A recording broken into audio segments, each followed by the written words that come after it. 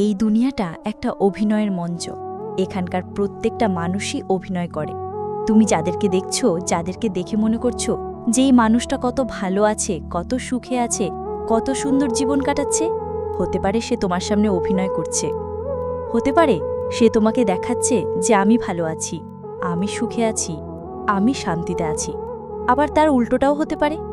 একটা মানুষকে তুমি দেখে ভাবছো যে সে অনেক খারাপ আছে, কিন্তু হতে পারে সেই ভালো আছে। কারণ এখানকার প্রত্যেকটা মানুষই নিজের নিজের জায়গা থেকে অভিনয় করে। এ পৃথিবীর বেশিরভাগ মানুষ যেটা দেখাতে চায় সেটা নয়, আর যেটা হয়ে থাকে সেটা সে দেখাতে পারে না বা দেখাতে চায় না। যাদেরকে আমরা বাইরে থেকে সুন্দর মনে করি, হতে পারে তারা সুন্দর নয়। আবার যাদেরকে আমরা পোশাকের ভিত্তিতে জাজ করি, হতে পারে তারা ততটাও খারাপ নয় যতটা আমরা খারাপ ভেবে থাকি, যতটা আমরা তাদেরকে খারাপ মনে করি। কারণ এখানকার প্রত্যেকটা মানুষই অভিনয় করতে ভালোবাসে। এ পৃথিবীর অনেক মানুষ নিজের কষ্ট গোপন করার ক্ষমতা রাখে। এ পৃথিবীর অনেক মানুষ নিজের কষ্টকে গোপন করতে পারে। আবার অনেক মানুষ মানুষের দুর্বলতার সুযোগ নিতে ভালোবাসে। আজকের দিনে দাঁড়িয়ে পৃথিবীর সবথেকে দামি জিনিস কি জানো? সবথেকে মূল্যবান জিনিস কি জানো? বিশ্বাস। হ্যাঁ, বিশ্বাস যদি ভুল মানুষের ওপরে চলে আসে তাহলে এটা অনেক কষ্টকর, আর যদি সঠিক মানুষের সাথে আসে তাহলে সেটা অনেক আনন্দে। যেমন তোমার নিজের উপরে মানুষ নিজের উপরে বিশ্বাস আনতে ভুলে যায়, আর বিশ্বাস করে দুদিন আগে পরিচিত হওয়া কোনো এক মানুষের উপরে নিজের থেকে বেশি বিশ্বাস করে। একটা কথা মনে রেখো, মানুষ বিশ্বাস ভাঙতে ভালোবাসে। তাই কাউকে নিজের থেকে বেশি বিশ্বাস করতে যেও না, কাউকে নিজের থেকে বেশি প্রাধান্য দিও না। মানুষ সবথেকে বেশি কষ্ট পায় যখন তার বিশ্বাসের উপরে আঘাত আসে। কারণ পৃথিবীর বেশিরভাগ জিনিস, বেশিরভাগ সম্পর্কই বিশ্বাসের উপরে গড়ে ওঠে। জানো, জীবনের একটা ক্ষেত্রে আমরা হেরে যাই। আমরা হেরে যাই প্রকৃত মানুষ চিনতে, আমরা হেরে যাই কাছের মানুষ চিনতে, আমরা হেরে যাই প্রিয় মানুষ চিনতে। জীবনের অনেক ক্ষেত্রে আমরা হয়তোবা কাউকে প্রিয়জন মনে করছি, কিন্তু সে তোমাকে প্রয়োজন মনে করতে পারে। কারণ মানুষ প্রয়োজনে প্রিয়জন হয়। তুমি যাকে প্রিয়জন ভাবছ, হতে পারে সে তোমার প্রিয়জন নয়। তুমি যাকে প্রিয়জন ভাবছ, হতে পারে সে তোমার প্রিয়জন নয়।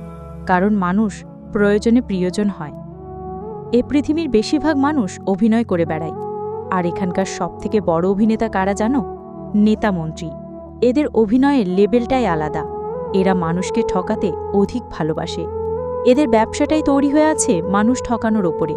তাই যে মহান ব্যক্তি এটা বলেছিলেন যে পৃথিবীটা একটা রঙ্গমঞ্চ আর আমরা সবাই অভিনেতা, যে মহান ব্যক্তি এটা বলেছিলেন তিনি কিছু ভুল বলেননি। তুমি আজকের দিনে তোমার আশেপাশে তাকিয়ে দেখো, দৃশ্যটা কিন্তু এমনই। এর ব্যতিক্রম কিছু ঘটছে না, এর ব্যতিক্রম কিছু হচ্ছে না। মানুষ যেটা দেখাতে চাইছে বাস্তবে সেটা হচ্ছে না। আর আমরা বাইরে থেকে দেখে মানুষকে জাজ করতে ভালোবাসি। আমরা পোশাক দেখে মানুষের যোগ্যতা বিচার করি। সুতরাং মানুষ চেনা আজকে দিনে অনেক কঠিন হয়ে দাঁড়িয়েছে। প্রকৃত মানুষ চেনা, কাছের মানুষ চেনা আজকের দিনে যেন একটা চ্যালেঞ্জ হয়ে দাঁড়িয়েছে। কিন্তু তোমার কাছে বলবো, নিজের দিক থেকে সৎ থাকো। দেখো গোটা পৃথিবী কি ভাবছে, কি বলছে ভুলে যাও। নিজের দিক থেকে সৎ থাকো, দেখবে ঠকলেও অন্তরে একটা শান্তি পাবে। আর সত্যি বলতে প্রত্যেকটা মানুষকেই ঠকা উচিত। জীবনের বিভিন্ন পর্যায়ে বিভিন্নভাবে ঠকা উচিত। ঠকতে ঠকতে একসময় তুমি মানুষ চিনতে শিখে যাবে। তবে জীবনের প্রত্যেকটা ভুল থেকে কিছু শেখার চেষ্টা করো। তার বিশ্বাসঘাতকতার মাধ্যমে মানুষ যেগুলো তোমাকে শিখিয়েছে সেইগুলো থেকে শেখো, এবং সেখান থেকে নিজেকে ধ্বংস করার কথা ভেবো না, সেখান থেকে নিজেকে পরিবর্তন করার কথা ভাবো। তুমি ঠকেছ, ভালো কথা। মানুষ ঠকিয়েছে, মানুষ দুর্বলতার সুযোগ নিয়েছে, ঠিক আছে। এগুলোর পরেই তো মানুষের পরিবর্তনের সময় আসে। এগুলো হয়েছে মানে তোমার পরিবর্তনের সময়, সুযোগটা এসেছে। নিজেকে পরিবর্তন করার অনেক বড় একটা সুযোগ এসেছে। নিজেকে ধ্বংস করার কথা ছেড়ে দাও, নিজেকে চিনতে শেখো, নিজের ক্ষমতা সম্বন্ধে জানতে শেখো, নিজেই নিজেকে ভালোবাসতে শুরু করো, নিজেই নিজেকে গুরুত্ব দিতে শুরু করো। প্রয়োজন এবং প্রিয়জনের মধ্যে পার্থক্য বোঝো এবং নিজেকে পরিবর্তন করো সেই সকল মানুষের জন্য যারা তোমাকে ঠকিয়ে গিয়েছে।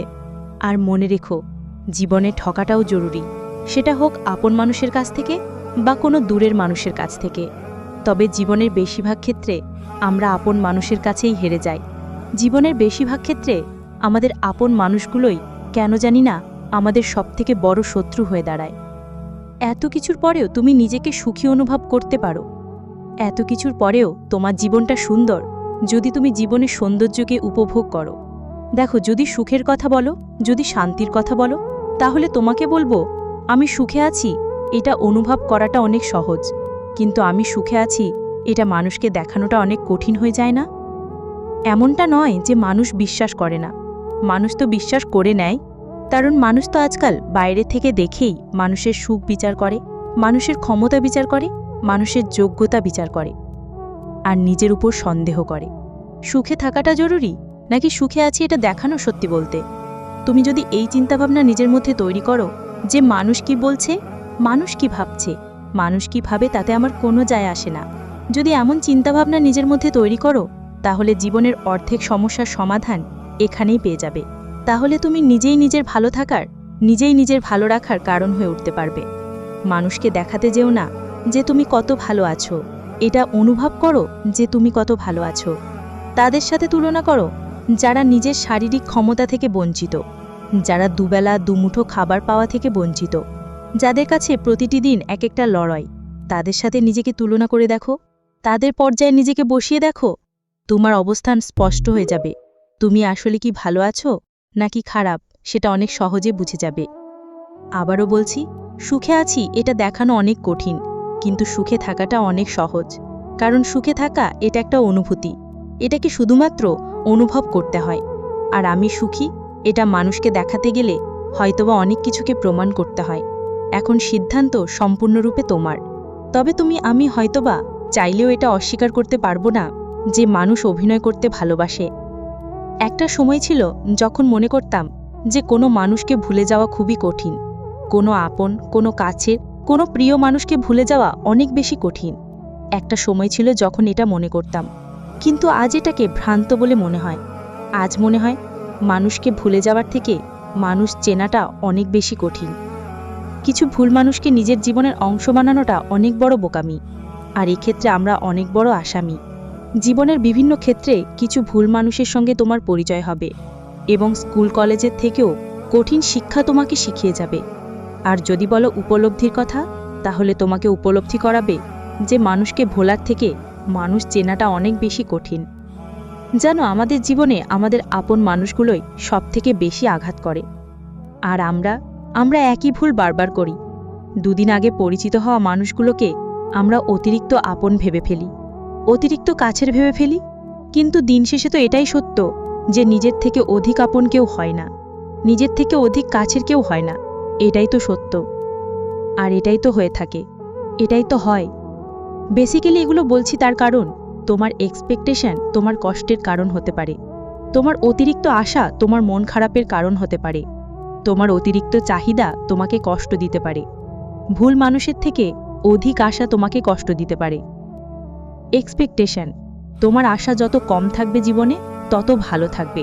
তাই সকলের থেকে আশা রেখো না, সকল ক্ষেত্রে আশা রেখো না, প্রয়োজনের থেকে বেশি আশা রেখো না।